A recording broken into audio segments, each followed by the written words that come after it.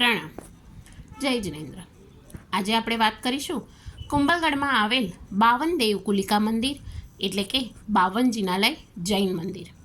આ દેરાસરજી લગભગ 15મી સદીમાં નિર્માણ કરવામાં આવેલ છે.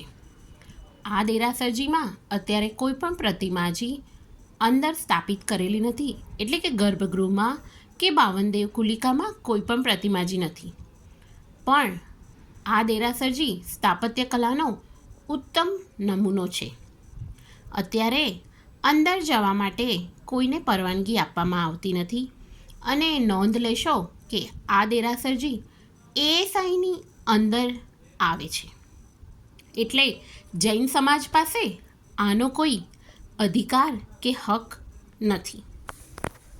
આ દેરાસરજી જવા માટે નીલકંઠ મહાદેવની પાછળ 15 મિનિટ ઉતરવાનું છે.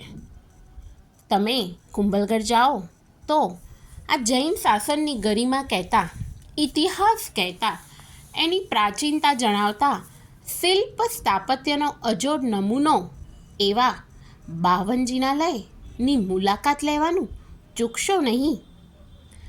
આ દેરાસરથી એટલે કે કુંભલગઢથી લગભગ 35 મિનિટના અંતરે જીલવાડા અને હિમાચલ સુરીધામમાં રહેવાની અને જમવાની ઉત્તમ વ્યવસ્થા ઉપલબ્ધ છે.